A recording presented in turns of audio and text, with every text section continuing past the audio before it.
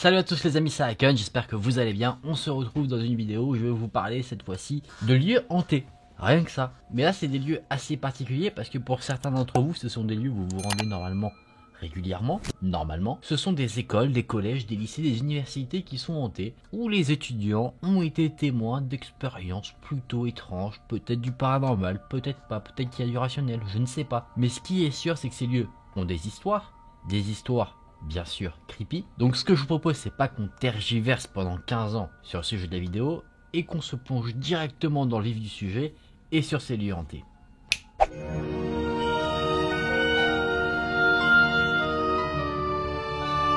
Ce premier lieu hanté est en Irlande, c'est le collège Maynooth. Il y aura apparemment dans ce lieu une pièce en particulier qui serait apparentée de près ou de loin à des apparitions démoniaques, d'événements étranges, et tout ça pendant des années. Si on visite ce collège aujourd'hui, on devrait venir à un vieux bâtiment, et plutôt en hauteur il y aurait une fenêtre. Cette fenêtre est recouverte, on ne voit pas au travers, et si on demande à quelqu'un pourquoi cette fenêtre est recouverte, on nous dirait que c'est parce que c'est la pièce du fantôme. Ça fait peut-être peur, mais d'un autre côté je trouve que c'est assez stylé. Personnellement, j'avais la salle de maths, le CDI, tout ça, mais j'avais pas la pièce du fantôme.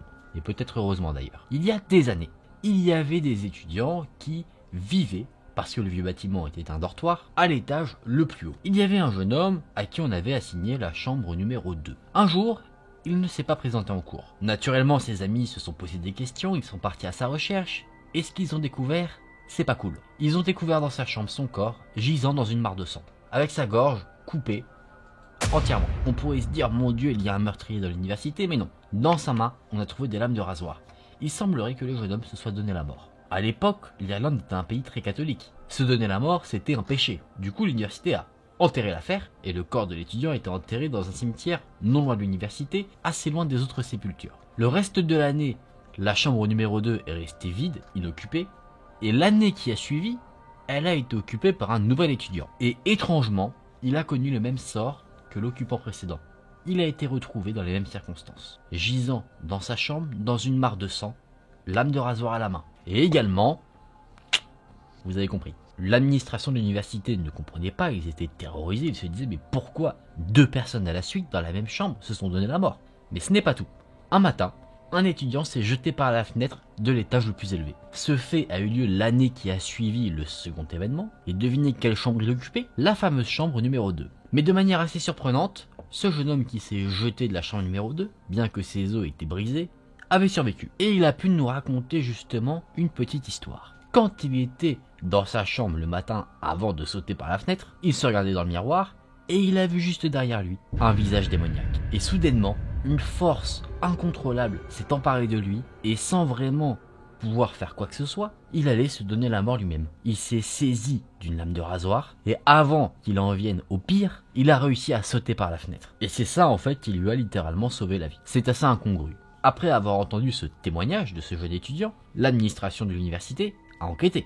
Ils ont demandé à un prêtre de rester toute la nuit dans cette fameuse pièce qui semble apparemment hantée du coup. Le matin, il le retrouvait dans le coin de la pièce, recroquevillé sur lui-même, tremblant, et il refusait de dire un mot sur l'expérience qu'il avait vécue. Du coup, on a encore une fois un mystère. Le directeur de cette université a décidé de prendre les choses en main, il s'est dit c'est assez. Personne, et bien personne, ne se verra réassigner cette fameuse chambre qui que ce soit. Invités, parents, étudiants, professeurs, personne ne passera une nuit dans cette chambre. La chambre a été barricadée. À l'intérieur, on a placé un édifice religieux pour essayer de contenir le mal qui la contenait. Et c'est pour ça qu'on ne peut pas voir à l'intérieur de l'extérieur en regardant par la fenêtre ou que personne ne peut rentrer, accéder dans cette pièce. Les rumeurs qui circulent disent que si on se rend dans cette pièce, malgré tout, on pourrait voir sur le sol une mare de sang, celui des précédentes victimes, et qu'il faudrait en tout cas ne jamais apporter un miroir dans cette pièce, sous peine évidemment de faire une rencontre des plus malheureuses. Le corps des personnes décédées dans cette pièce sont toujours enterrés au cimetière qui se trouve non loin de l'université, et sur leur sépulture on peut avoir une plaque de bronze en souvenir des événements totalement creepy et horrifiques qui se sont passés à l'université.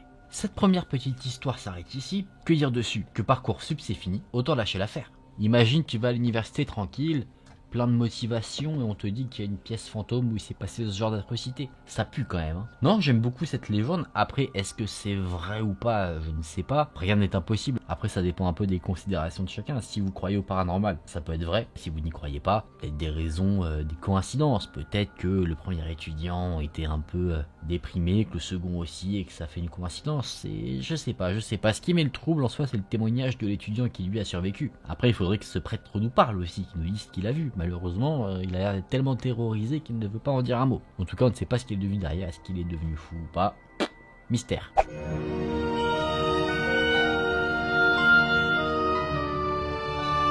Maintenant, on va dans une deuxième université en Ohio aux États-Unis. Forcément, hein, j'ai envie de vous dire, les lieux hantés comme ça, on en voit pas mal aux États-Unis. Et là, c'est une université qui répond au doux nom de Kent State University. Également, là-bas, on aura affaire à un fantôme.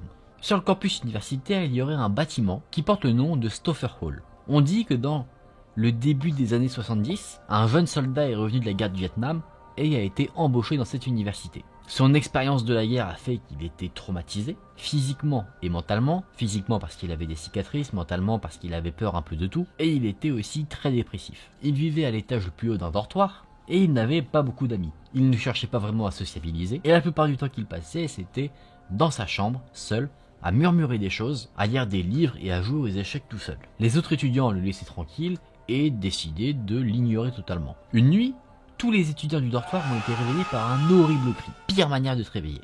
Ça venait de la chambre du soldat revenu de la guerre. Les étudiants ont paniqué, ils sont allés voir ce qu'il se passait, ils ont frappé à sa porte pour vérifier que tout allait bien, mais personne n'ouvrait la porte. Au bout d'une heure, le cri s'est arrêté. L'occupant de la chambre, le soldat, a ouvert la porte, il avait le teint pâle et il était en sueur. Il a foncé dans une salle de bain et il a pris une douche. Les étudiants qui ont assisté à ce spectacle étrange se sont dit que peut-être, revenant de la guerre, il a eu un terrible cauchemar ou des flashbacks qui l'ont terrorisé. Du coup, il décide de repartir se coucher en se disant que peut-être que, voilà, ce n'est rien finalement. Quelques jours ont passé et plus personne n'a jamais revu cet homme. Personne n'y prêtait vraiment attention de base, du coup, personne n'a remarqué forcément son absence non plus. Et c'est encore une semaine après qu'une terrible odeur se faisait sentir, notamment dans les couloirs. Dans un premier temps, les gens pensaient que c'était un problème de toilette, de tuyauterie qui faisait remonter peut-être l'odeur des égouts, mais au fur et à mesure du temps, l'odeur s'intensifiait, ça devenait de plus en plus puant.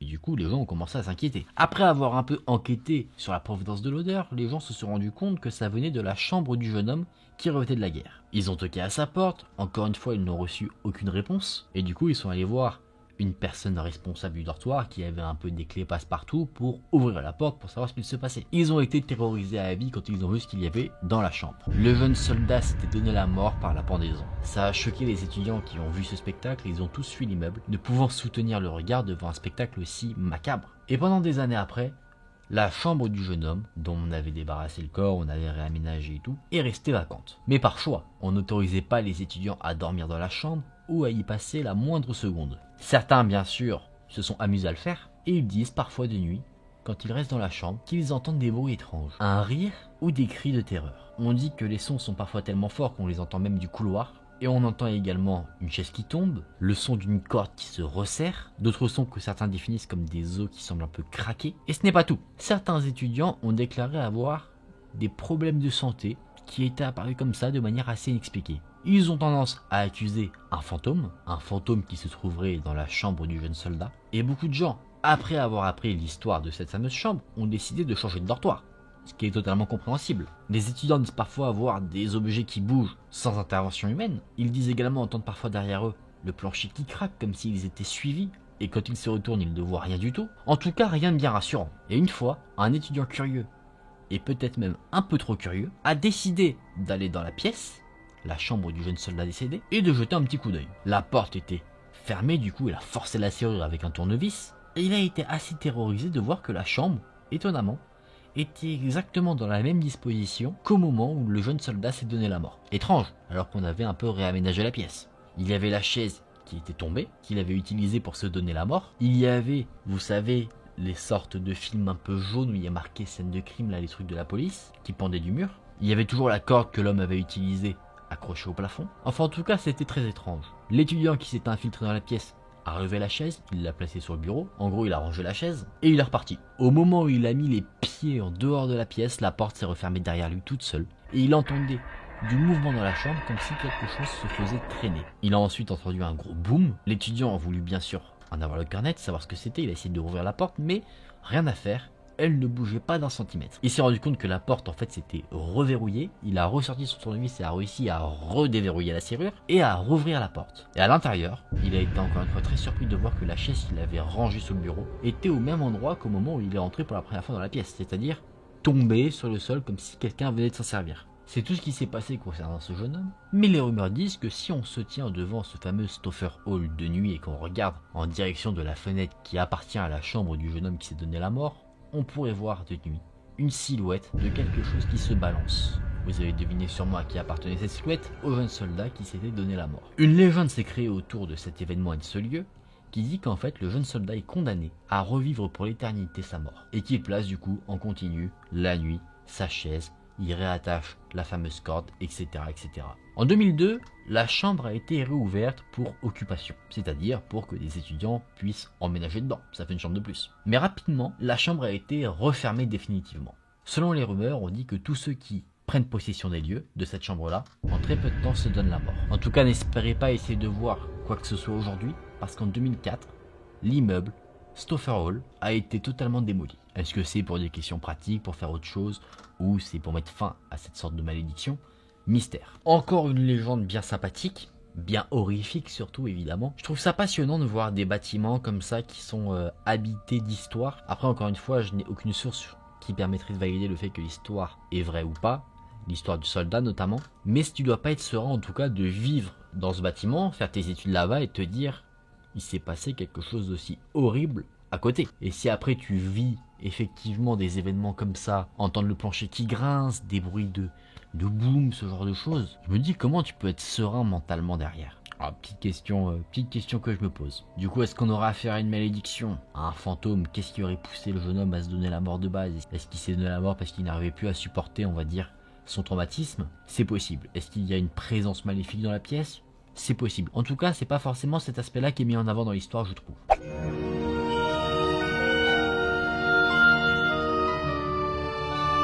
En 1908, il y avait une école, aux États-Unis, en Alabama précisément, qui portait le nom d'école industrielle pour filles d'Alabama. Il y avait une étudiante, du nom de Condi Cunningham, qui faisait ses études sur ce lieu. Elle vivait au 4e étage de la résidence principale, et une nuit, assez tard, Condi et ses amis avaient un petit appareil chauffant pour faire du chocolat chaud dans leur chambre. En gros, c'est des petites plaques de cuisson. C'était interdit dans le règlement, mais Condi et ses amis s'en fichaient et le faisaient quand même. Toutes les filles étaient assises sur le lit de Condi, et à un moment, l'une d'entre elles s'est cognée contre les petites plaques de cuisson. Les plaques de cuisson se sont retournées sur le lit, ce qui a commencé à déclencher un feu sur les draps. Mais pas que. Le pyjama de la jeune Condi commençait également à prendre feu. Elle ne savait pas quoi faire, elle était totalement en panique. Elle a couru dans le couloir et a crié pour qu'on l'aide. Et apparemment, alors ça je savais pas, mais courir quand t'es en feu, c'est la pire chose à faire. Peut-être parce que ça fait de l'air et du coup ça permet au feu de se propager. Du coup ce qu'il faut faire c'est se jeter au sol et se rouler pour essayer d'atténuer les flammes. Petite astuce survie pour vous, au cas où. Mais bon, dans cette histoire, Condi court. Elle ne se roule pas par terre. Elle continue de courir dans le couloir, tandis qu'elle est en train d'être consumée par les flammes, qui deviennent de plus en plus grandes et de plus en plus larges. Et au bout d'un moment, son corps est touché directement. Et ses amis la voient mourir, totalement brûlée vive. Et depuis ce fait-là, une légende est née. Apparemment, le fantôme de Condi Cunningham entrait le 4e étage du dortoir de l'école. Les étudiants qui vivent à cet étage disent entendre encore les cris de terreur de la jeune femme. D'autres disent entendre des bruits de pas qui courent dans le couloir et quand ils regardent, il n'y a personne. Et d'autres disent carrément entendre une voix de jeune fille qui dit en pleurant « Aidez-moi ». Une nuit, tard le soir, une jeune fille qui était dans la chambre de Condi Cunningham a entendu du bruit venant de derrière la porte. En ouvrant la porte, elle a vu un spectacle qui l'a terrorisée. Elle a vu quelque chose en flammes courir devant elle, clairement un corps en feu. La jeune fille a pris peur, elle s'est retournée en regardant sa chambre et là elle a aperçu avec stupeur que son lit avait pris feu. Elle a pu éteindre le feu et le lendemain, elle a quitté l'université et elle n'est jamais revenue derrière. Il y a eu plein d'autres événements paranormaux en rapport avec cette jeune fille qui s'est enflammée, mais un des événements des plus étranges, c'est que les amis de Condi ont dit qu'après avoir assisté à la mort de leur ami, ils voyaient de temps en temps son visage brûlé apparaître sur la porte en bois de sa chambre. L'administration de l'université a remplacé la porte, mais apparemment ça n'a rien changé. Son visage semble toujours apparaître. La porte a été changée de nombreuses fois, mais à chaque fois rien n'y fait, le visage revient. Et je sais que vous aimez bien quand tout est vrai. Eh bien sachez qu'on a des photos de cette fameuse porte. Bah bien sûr je vais vous les montrer. La photo la voici. Et effectivement on peut voir ce qui pourrait s'apparenter à un visage. Du coup, les jeunes filles qui étaient dans le dortoir ou dans la chambre de Connie Cunningham étaient terrorisés par ce phénomène, la fameuse porte qui se voit marquée d'un visage. L'administration a trouvé une solution, ils enlèvent la porte et ils ne la remettent pas. Et du coup, les fameuses portes sont dans des sortes d'entrepôts, dans une salle de stockage, à attendre. La chambre aujourd'hui est inoccupée, elle n'est attribuée à personne. Bon, déjà par rapport à ce qui s'est passé, en plus tu te dis tu vas pas filer une chambre sans porte à une étudiante. Mais encore aujourd'hui, des étudiants ou étudiantes qui sont dans cette université disent entendre parfois des choses étranges. Par exemple, les portes de leur chambre peuvent s'ouvrir ou se fermer sans qu'ils ne fassent quoi que ce soit, ou ils sentent une présence près d'eux. Parfois, ils disent voir ce fantôme vraiment de leurs yeux, c'est pas forcément juste une sensation de présence. Par exemple, ils sont à la douche et boum, le fantôme est là. Et ce fantôme ne fait pas que regarder, il a aussi un cri de terreur, où on semble même au-delà de la terreur, entendre de la douleur. Cette histoire s'arrête ici. Là, c'est fascinant parce qu'en plus, on a quelque chose à se mettre sous la dent en termes d'image réelle. Et je trouve ça très intéressant de voir que, effectivement, sur cette fameuse porte en bois, on peut discerner un visage. Comme quoi, est-ce qu'il y a une explication rationnelle?